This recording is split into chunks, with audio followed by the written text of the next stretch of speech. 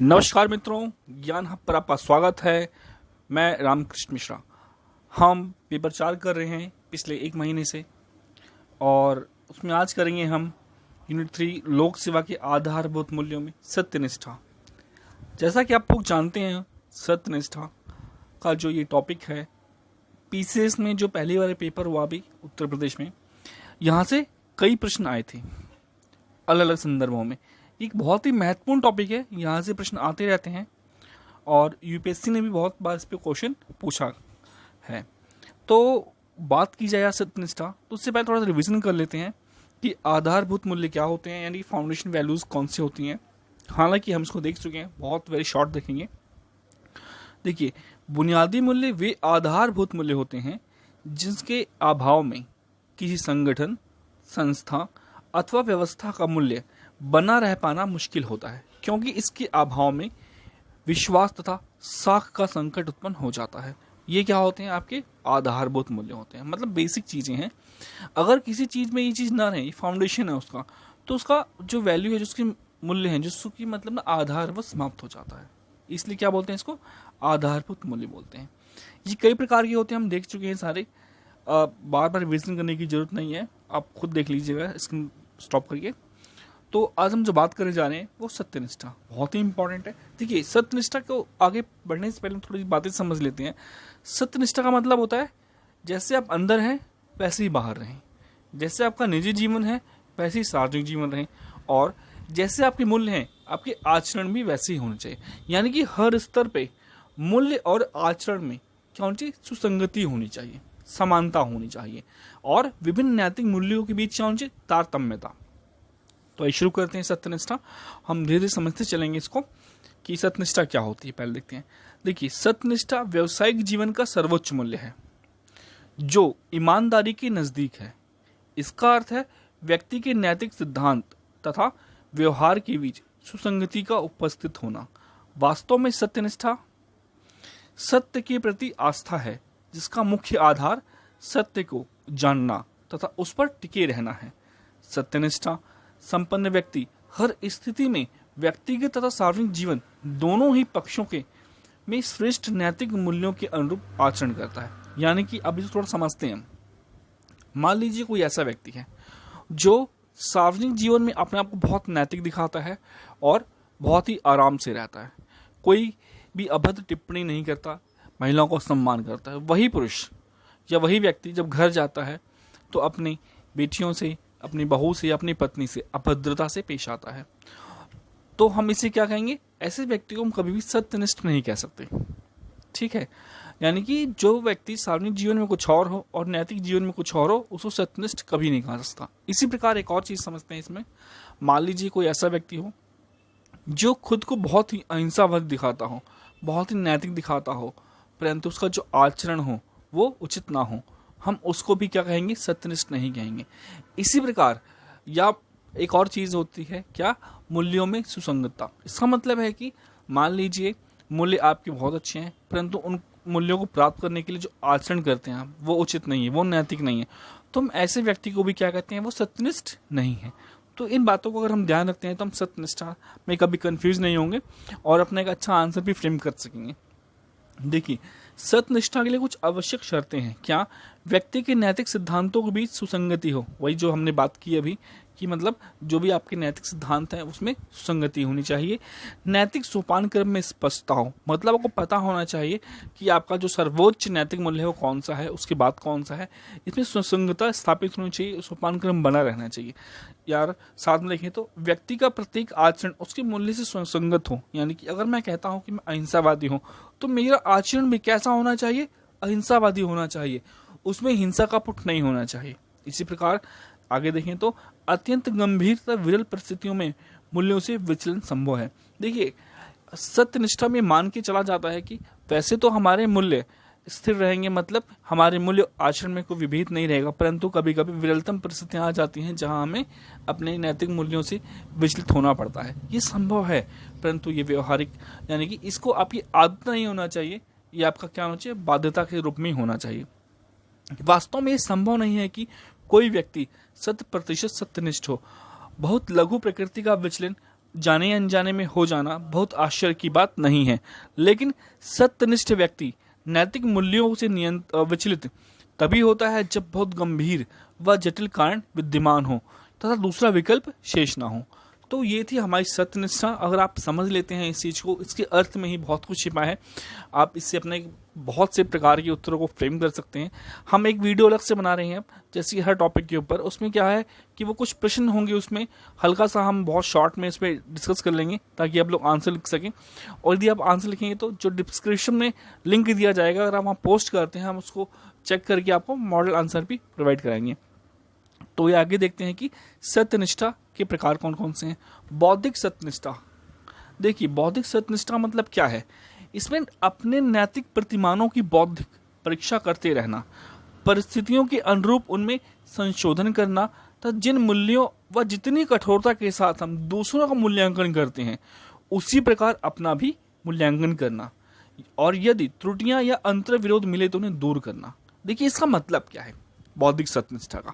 बौद्धिक सत्यनिष्ठा का स्पष्ट एक मतलब होता है, वो ये कि जो अपने प्रतिमान हैं, जो अपने मूल्य हैं, उनका मूल्यांकन करते रहना, और जिन मूल्यों और प्रतिमानों पर हम दूसरों का मूल्यांकन करते हैं उन्हीं पर स्वयं का मूल्यांकन भी करना। साथ ही यदि हमें अपने मूल्यों में यानी अपने प्रतिमानों में कुछ कमी नजर आती है तो उन त्रुटियों को दूर करना। ये क्या होता है? बौद्धिक सत्यनिष्ठा होता है। इसके विपरीत एक शब्द आता है क्या? बौद्धिक पाखंड का। ये क्या है? बौद्धिक सत्यनिष्ठा का विपरीत शब्द क्या है? बौद्धिक पाखंड। क्योंकि ऐसा व्यक्ति अपने तथा दूसरों के लिए अलग अलग मानदंड रखता है तथा अपनी नैतिक त्रुटि को जानबूझकर नजरअंदाज कर देता है। इसका मतलब यह है कि हम अपने लिए तो जो आदर्श बनाते हैं उसमें लचीलापन दिखा देते हैं, मतलब हम कहीं कहीं अपने लिए अपने नैतिक मूल्यों को कमतर आंकते हैं, वहीं दूसरों के लिए कठोरता से पेश आते हैं कि भाई इसने ये नहीं किया इसलिए नैतिक नहीं है। तो ऐसा नहीं, तो बौद्धिक सत्यनिष्ठा में दोनों में समानता होती है। ठीक, आगे देखें तो हम व्यक्ति की सत्यनिष्ठा।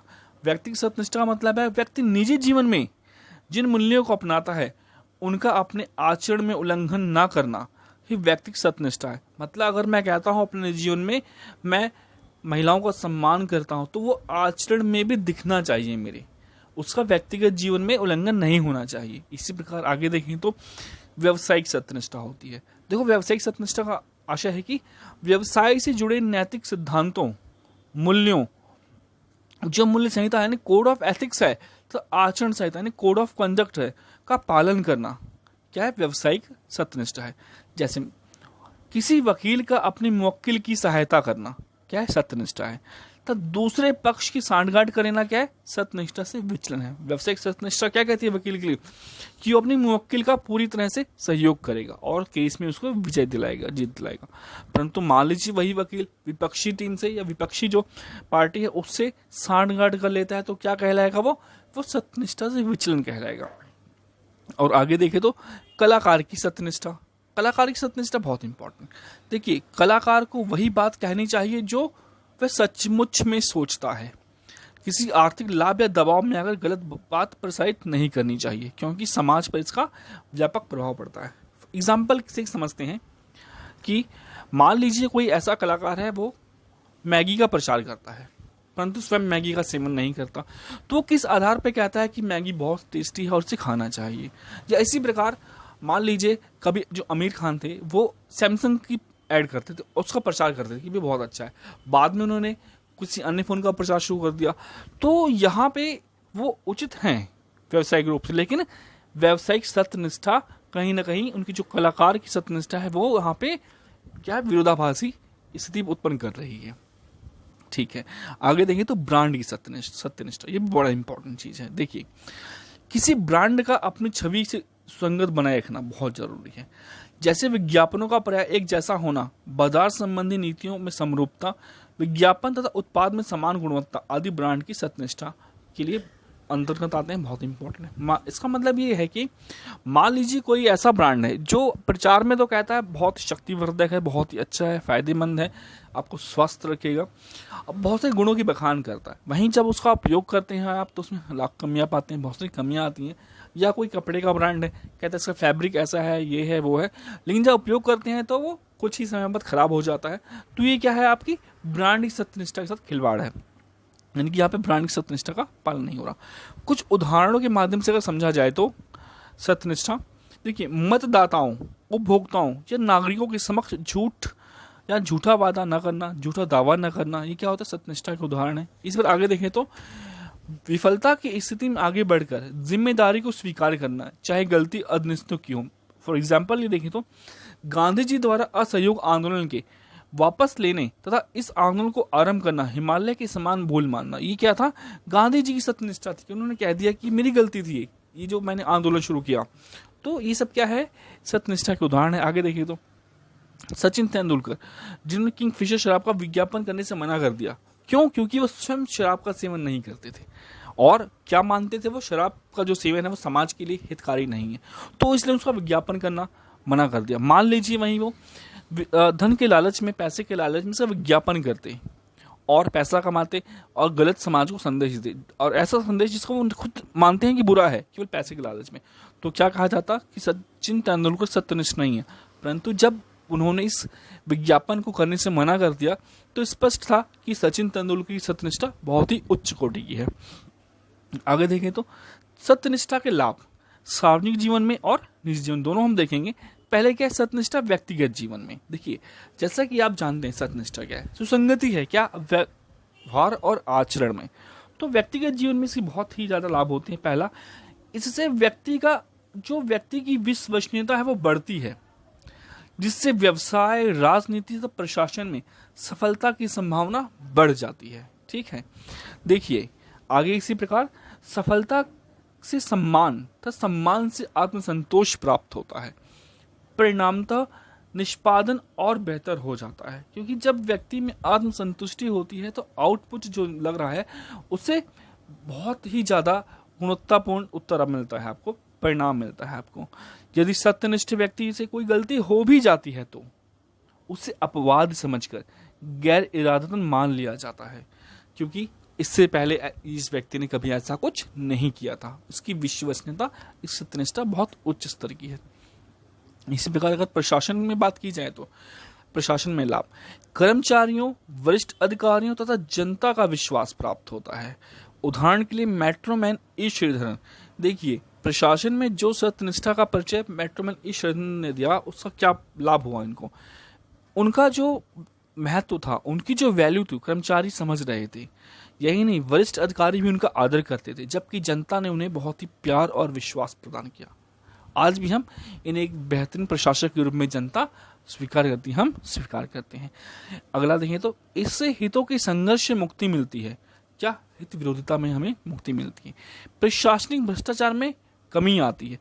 परिणामतः राष्ट्रमंडल, कोयला, 2G आदि घोटाले रुकते हैं। देखिए, अगर मैं जानता हूं कि मेरा हित और देश का हित में सर्वोच्च क्या है, अगर मैं सत्यनिष्ठ हूं तो देश के हित पे जाऊंगा, और जब मैं देश के हित में जाऊंगा तो प्रशासनिक भ्रष्टाचार बिल्कुल नहीं करूंगा, और उसका परिणाम क्या होगा? जो घोटाले होते हैं प्रशासन में वो सब नहीं होंगे। ठीक, आगे देखिए तो सत्यनिष्ठा से प्रतिबद्धता का पालन सुनिश्चित होता है। जैसे इनसाइडर ट्रेडिंग की समस्याएं रुकती हैं इससे। देखिए, इनसाइडर ट्रेडिंग क्या होती है आप लोग सब जानते होंगे, जीएस में पढ़ते भी होंगे आप, या प्रीलिम्स में पूछा जा चुका है। इनसाइडर ट्रेडिंग का मतलब होता है कि कोई व्यावसायिक सूचना है जो बहुत इंपॉर्टेंट है, खास तौर पे शेयर मार्केट में ऐसा होता है, आप जानते हैं, और यदि वो सूचना किसी को दूसरे को पता चल जाए तो उससे लाभ कमा सकता है। और आपने क्या किया कि उस सूचना को लीक कर दिया गुप्त तरीके से किसी को, और उस सूचना के माध्यम से किसी ने लाभ कमा रहे। यानी कि व्यवसाय से संबंधित किसी गुप्त सूचना का लीक करना या उससे स्वयं अनैतिक लाभ प्राप्त करना क्या है? इनसाइडर ट्रेडिंग कहलाती है। ठीक, परंतु सत्यनिष्ठ व्यक्ति कभी ऐसा नहीं करता। आगे देखें तो यह निजी व सार्वजनिक जीवन में सद्गुणों पर आधारित है, जिससे प्रशासन में ईमानदारी व पारदर्शिता आती है। और दूसरा देखें तो प्रशासकों को जन विश्वास व सहयोग प्राप्त होने से सामाजिक परिवर्तन सहज हो जाता है। देखिए, अगर आप सत्यनिष्ठ हैं, आप पे लोग विश्वास करते हैं, तो क्या होगा? आपके ऊपर जनता का विश्वास, आप अगर कोई सामाजिक परिवर्तन करना चाहते हैं तो जन सहयोग भी आपको प्राप्त होगा। इस पर आगे देखते हैं।